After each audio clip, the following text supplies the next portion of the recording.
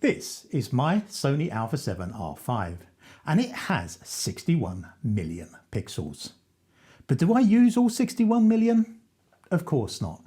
And today we're going to find out why.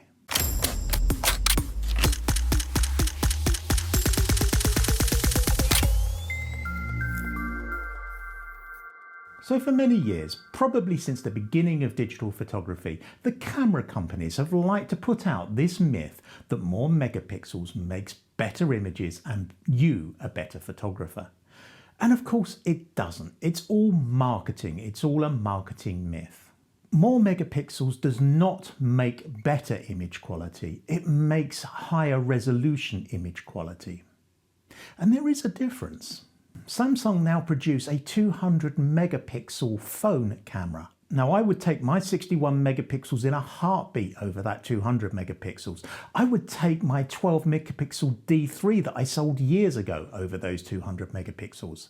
And why? It's not about the number of megapixels, it's about the quality of those pixels. And that makes a huge difference. So as I said, my Sony Alpha 7R5 has 61 megapixels, and that's probably at the highest end of mirrorless cameras and indeed DSLRs. There are very few cameras that go above that are not for medium format, if any. I can't think of any, to be quite honest. So do I use those 61 megapixels? Oh, no, very rarely do I need them. The fact is that the megapixel count has always been a money trap, a marketing guise to get you to buy into more and more megapixels. Now, as a working photographer, I sometimes do need the 61 megapixels. Sometimes I need to crop in a little bit.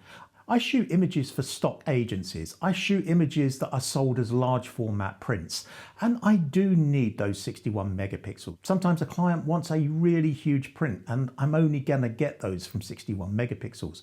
But 95% of the time, it's irrelevant. The stock that I sell most often probably ends up on websites rather than commercial billboards.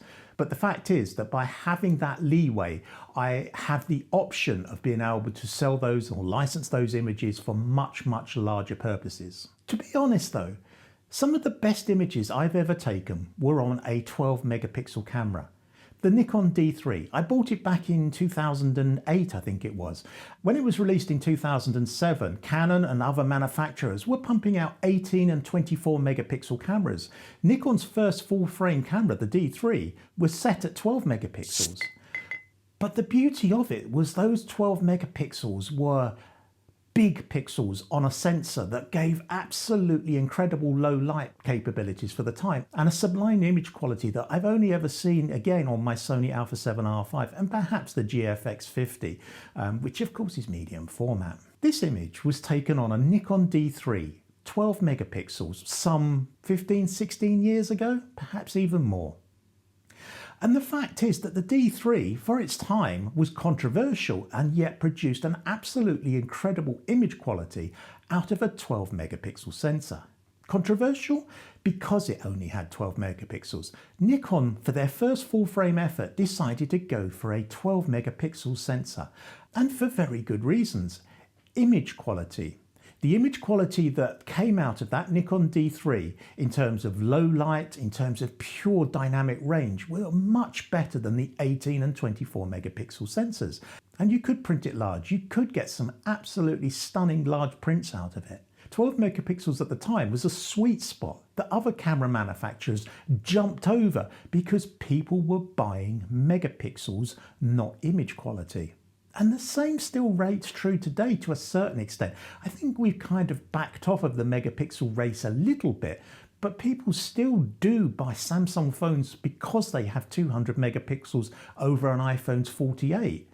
They still buy Sony Alpha 7R5s because they have 50% more megapixels than the Sony Alpha 5. Megapixels is still used as a marketing tool. But the simple fact is, if you put a 12 megapixel image and a 61 megapixel image side by side on a 4K screen, nobody will tell the difference. And the same's absolutely true if you put them on social media. Even if you upload them at 61 megapixels file size, they will be crushed down to a 2 megapixel file size, obviously because they need to load quickly. So what you see on screen is discarded 90–95% of the information that's been written to that raw file or JPEG file. There is the concept that you need those extra megapixels just for print. But the simple fact is 12 megapixels will give you an A3 size print in really, really nice quality. And let's be honest, how many of us push our images above and beyond A3? I do sometimes because somebody might require a really large print, but very, very rarely do I get requests to print anything above A4 or A3. A2 is an absolute rarity. And the other fact is that I alluded to just a minute ago is we look at our images on 4K screens. Now, even if we're looking at our image in a 61 megapixel format, we're still looking at it on a screen that only shows just over 8 million pixels. We're not getting the full resolution on our screens, unless of course we zoom in, but even then we're cropping in and not seeing the whole image. There's another thing to consider as well, the cost.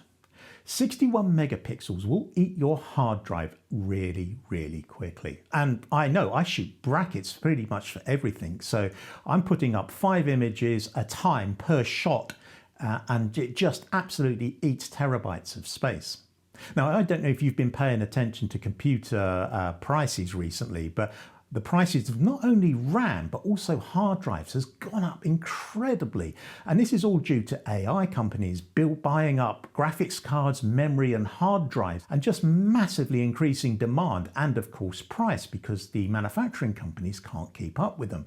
That means hard drives are getting more expensive. That means your hard drive that you fill up with your 61 megapixel files is going to run out quicker and cost you more because you're having to buy new hard drives. Then there's of course the processing power. Lightroom has never been the most well optimized software, and other softwares as well. If you're working off a PC, for example, you could really chug down on a 61 megapixel file, particularly if you're in Photoshop and adding lots of different layers to it.